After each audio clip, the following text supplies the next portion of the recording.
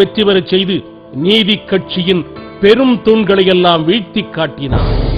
அதோடு மட்டுமல்லாது தன்னை தேடி வந்த ஜில்லா போர்டு தலைவர் பதவியை ஏற்க மறுத்த அவர் மூத்த காங்கிரஸ் தலைவர் ராஜபாளையம் குமாரசாமி ராஜா அவர்களுக்கு அளிக்கும்படி தானே முன்மொழிந்தார்.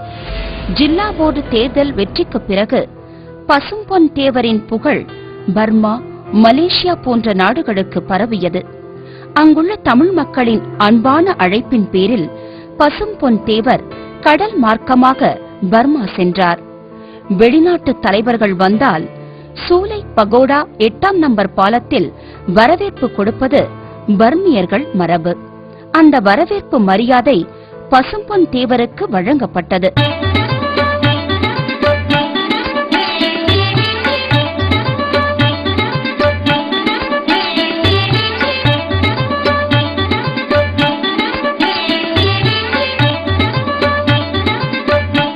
ஆயிரத்தி 1936ஆம் ஆண்டு நகரசபை தேர்தல் நடந்த காலம். விருதுநகரில் ஆங்கிலேய ஆதரவு பெற்ற நீதி கட்சியினர் ஆதிக்கமும் அதிகாரமும் கொடிகட்டி பறந்த நேரம். இவர்களை எதிர்த்து தேர்தலில் போட்டியிட எளிய தொண்டர் காமராஜ் அவர்களை நிறுத்தியது காங்கிரஸ் கட்சி.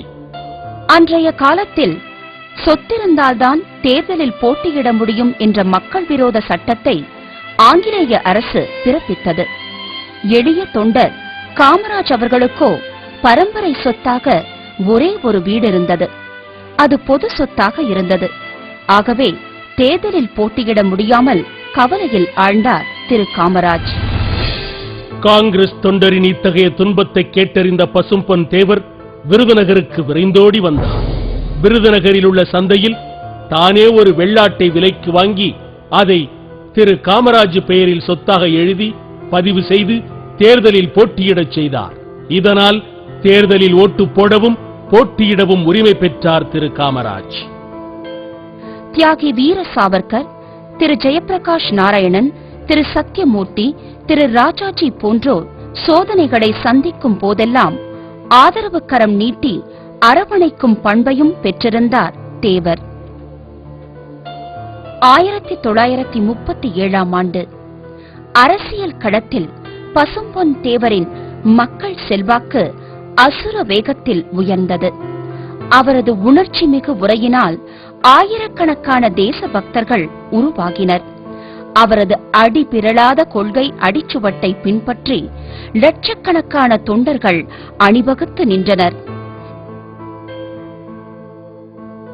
இவ்வளவு மக்கள் சக்தி கொண்ட பசும்பொன் தேவரை கண்ட ஆங்கிலேய அரசு திடுக்கிட்டது.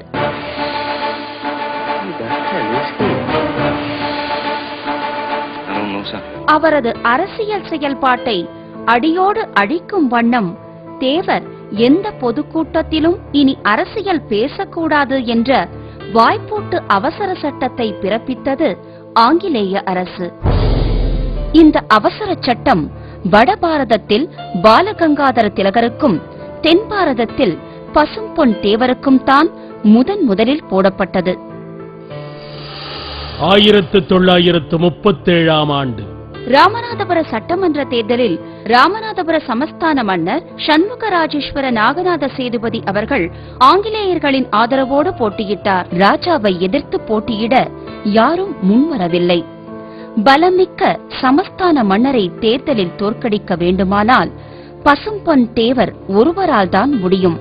அவரையே ராமநாதபுர சட்டமன்ற வேட்பாளராக அறிவிக்க வேண்டுமென காங்கிரசின் மூத்த தலைவர்களான திரு சத்யமூர்த்தி, திரு ராஜாஜி, திரு சீனிவாச ஐயங்கார் ஆகியோர் பார்லிமெண்ட் போர்டு தலைவர் சர்தார் வல்லபாய் பட்டேலிடம் பரிந்துரைத்தார்கள்.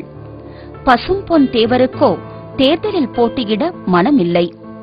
ஆங்கிலேயரின் மக்கள் விரோத அரசியல் சட்டத்தை நாம் நொறுக்க வேண்டுமானால் தேர்தலில் போட்டியிட்டு வெற்றி பெற வேண்டும் என பசும்பொன் தேவரிடம் எடுத்துச் சொன்னதாலும் திரு வைத்தியநாத ஐயர் அவர்களின் வற்புறுத்தலாலும் பசும்பொன் தேவர் தேர்தலில் போட்டியிட சம்மதம் தெரிவித்தார். தேர்தல் முடிந்தது. பசும்பொன் தேவர் அதிக வாக்குகளை பெற்று அசைக்க முடியாத சமஸ்தான மன்னரை தோற்கடித்தார். ஜஸ்டிஸ் கட்சிக்கு பேரடி விழுந்தது. காங்கிரஸ் கட்சி காலூன்றி பின் விருட்சமாய் எழுந்தது. 1938ஆம் ஆண்டு தீண்டாமை கொடுமையால் கோவிலுக்குள் சென்று வழிபடும் உரிமையை இழந்த தாழ்த்தப்பட்ட மற்றும் ஒடுக்கப்பட்ட மக்களுக்காக ஆலய நுழைவு போராட்டத்தை அறிவித்தார் காந்தியடிகள். அந்த அறப்போராட்டத்திற்கு பெரும் ஆதரவளித்தார் பசும்பொன் தேவர். இந்து மத சனாதனிகளின் மிரட்டல்களையும் தடைகளையும் உடைத்தெறிந்தார். சாதி பார்ப்பவன் கடவுளை வணங்குவதில் அர்த்தமே இல்லை. சாதியும் மதமும் அரசியலுக்கும் இல்லை, ஆன்மீகத்துக்கும் இல்லை என்று வீராவேசமாக முழங்கி அரிஜன மக்களையும் ஒடுக்கப்பட்ட மக்களையும் கமுதியிலுள்ள மீனாட்சியம்மன் கோவிலுக்குள் அழைத்துச் சென்று வழிபட வைத்தார். மேலும் மதுரையில் நடந்த மீனாட்சியம்மன் கோவில் ஆலய நுழைவு போராட்டத்திற்கு ஆதரவு தெரிவித்து திரு வைத்தியநாத ஐயர் தலைமையிலான போராட்டம் வெற்றி பெற பெரும் காரணமாக இருந்தார்.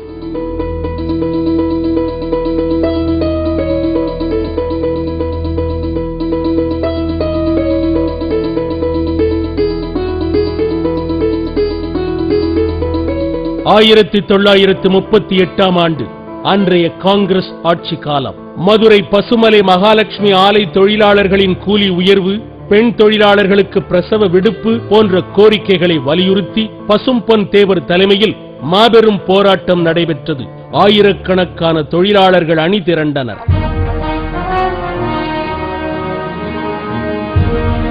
இதன் விளைவாக அன்றைய காங்கிரஸ் அரசு காங்கிரஸ்காரரான பசும்பொன் தேவரை கைது செய்து சிறையில் அடைத்தது. போராட்டம் மேலும் வலுவடைந்தது.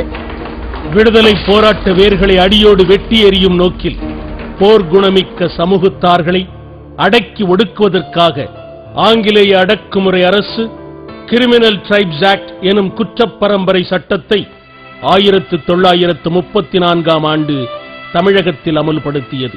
இக்கொடிய சட்டத்தின்படி கள்ளர், மறவர், காட்டு நாயக்கர், மலைக்குறவர், ஒட்டர், வலையர் போன்ற 90க்கும் மேற்பட்ட சமூகத்தினர் பரம்பரை குற்றவாளிகள் என ஆங்கிலேயரால் அறிவிக்கப்பட்டனர்.